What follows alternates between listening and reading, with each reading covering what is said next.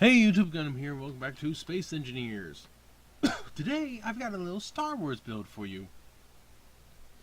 Anyone that knows Star Wars Empire War Forces of Corruption will recognize it. This is the Crusader class gunship. Which actually reminds me. Beacon.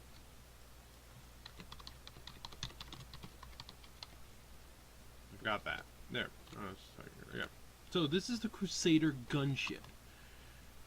It is meant to be a fighter killer, but it should have some ability against capital ships. Or at least ships its own size.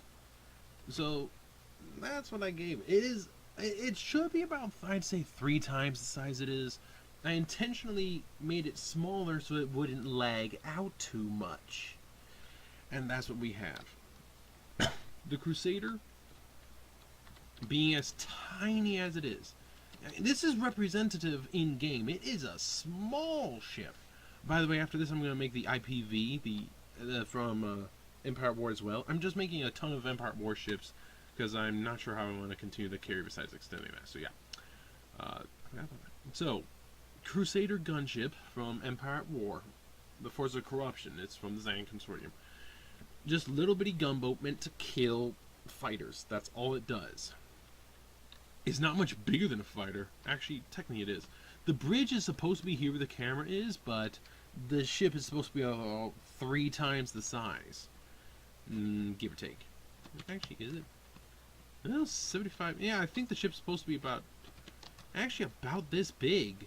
It's just, you know, limitations of space engineers and all. Actually, no, it's supposed to be way bigger. I think it's supposed to be about 200, 300 meters, not 100. So, yeah. So, let's go over this ship's stats.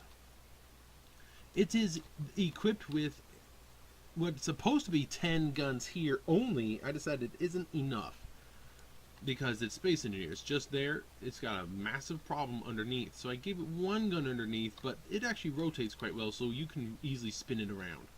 Gave it some capability against larger vessels with a pair of autocannons up front, but 2 autocannons isn't that much. I mean, it's got the range, but it's not actually that damaging. Though I absolutely should have covered them. I apologize, but you know me. So yeah, my apologies for not covering them. So this is how the layout is. There's a conveyor that runs down there. That's how these are supplied. Here we have a connector for resupply and a connector on top for resupply. You have engines with stuff to cover that because it looks better. Here we have a set of gyroscopes to make things just a little bit nicer. A couple of reactors. Here we've got a lot of reactors up top here. And one hiding there in the back with a few gyroscopes there. Now the ship looks like it has a pair of big old fuel lines going to the engine node here. And this engine node is supposed to be slanted slightly. I just didn't know how to do that, so I said screw it. So, now, because I'm me, and I like redundancies, there's a connector right there to connect it, so don't worry about it. If these get blown off, what's inside will still be connected. And you have to lose them both, because this stuff inside is also connected completely. You gotta lose both of them. And I decided to give it an additional ability here in Space Engineers by having these connectors on the side. Now you can use them to resupply the ship, or you can use them to attach fighter craft. Have a few fighters stuck on there. Isn't that a thought? Red on the left, green on the right, as always.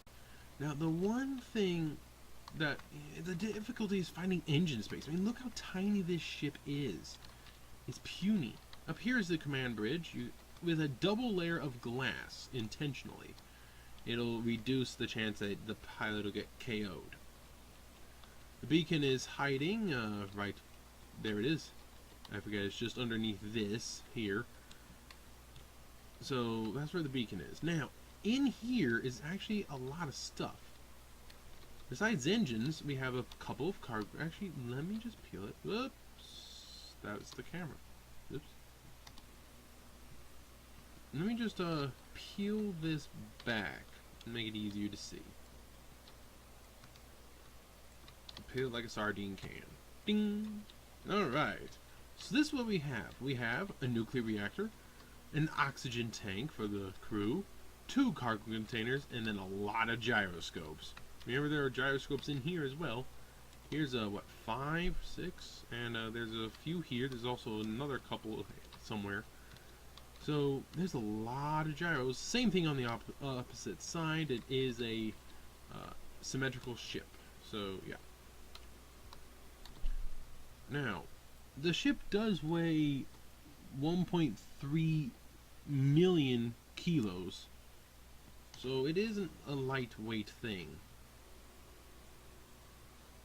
So yeah, but it is maneuverable with all those gyros. Now, this is how you enter the ship for the crew. There's anything underneath. Enter the ship. There's a light and a turret and a door. You go up the door to this, which actually there should be a light here. My apologies, but you know me.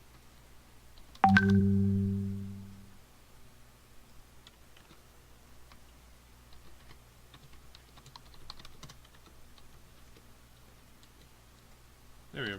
So, this is what's over here.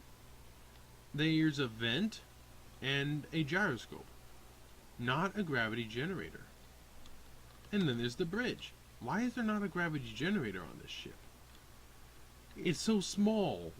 Do you really need one? I mean, this is literally the interior. Just the interior goes from this door over to here, up some more, and then there's the bridge. That's it. You don't need anything else. There's a couple of oxygen tanks because the ship is designed to be for long durations, but there is no cryopod.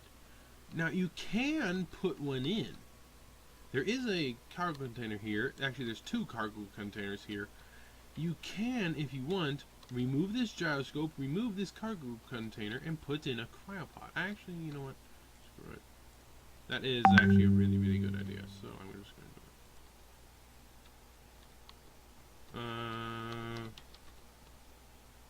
It is a good idea to have a cryopod just so that the lone crewman can get through, and you don't need a gyroscope there.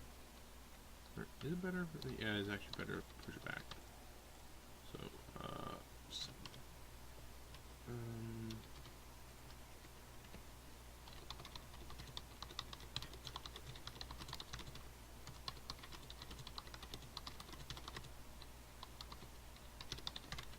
alright, there we go. So there's a cryopod now, so the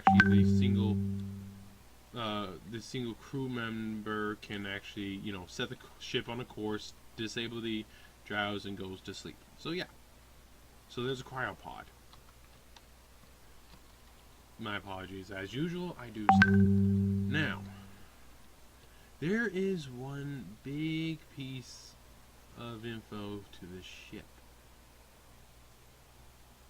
One nice little add-on, as is going to be a rule with any Star Wars ships that have the ability to go to hyperspace.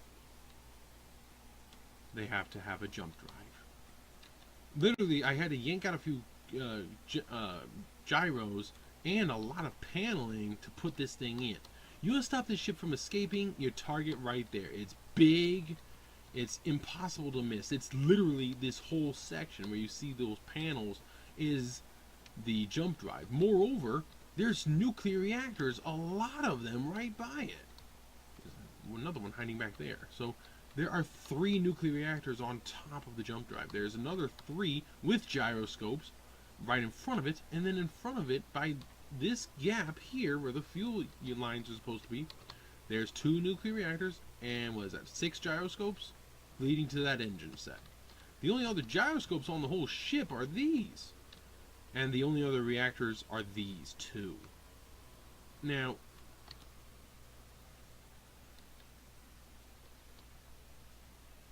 no other backups like batteries, but look at how maneuverable this thing is. It's a gunship. It should be maneuverable. It should be able to spin around, but the problem is the speed. Ready? 10, 20, 30, 40, 50. There.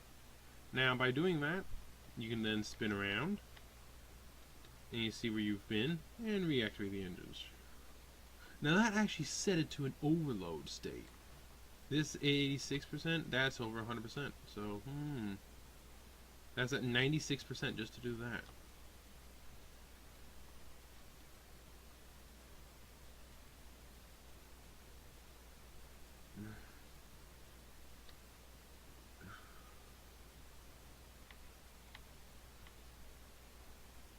That's over 100 again. So it does have power problems.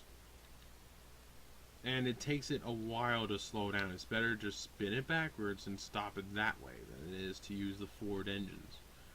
Using the forward engines, you can see it here. 7, 5, 4, 3, 2, 1. Finally. It only has a few forward engines. 14. You see these forward firing engines, so these are reverse engines really. These 4 here, those 6 there, and then those 4 there. That's only 14. Now to go up, there's only 11. To go to the side, there's even less, only 7. And to go down, well, there's 13. The thing is the reverse. There's a lot. I mean, not the reverse. That's the forward momentum. What am I talking about? That's your forward momentum right there. So it's got some ability to stop. It's got some ability to go upwards. It has some ability to go downwards. Doesn't really have side-to-side ability. But it definitely has the ability to go forward. With a jump drive, you can go a lot of places. And with all this firepower, you can really leave the hurt to someone. At least if they have fighters.